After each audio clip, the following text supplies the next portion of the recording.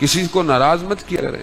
حضرت موسیٰ علیہ السلام کو پروردگار نے کہا موسیٰ جب بھی کوئی سائل آئے نا تمہارے پاس تو دھیان رکھنا یہ تمہیں نہیں پتا کہ وہ کون ہے, تمہیں نہیں پتا.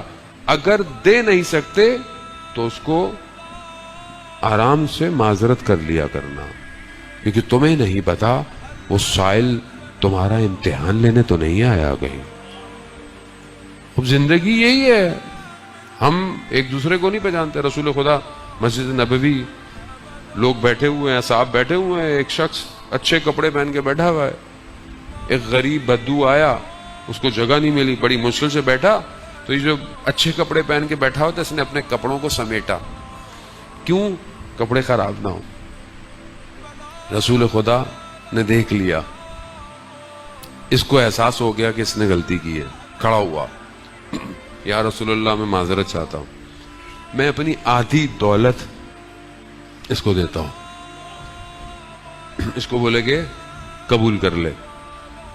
وہ شخص کھڑا ہوا, کہتا یا رسول اللہ مجھے دولت نہیں چاہیے. کہا کیوں؟ کہا میں نہیں چاہتا کل میں بھی ایسا کروں,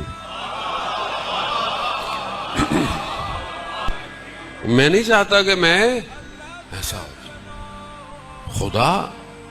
خدا تو دلوں کو دیکھتا ہے, خدا ظاہر کو تھوڑی دیکھتا ہے.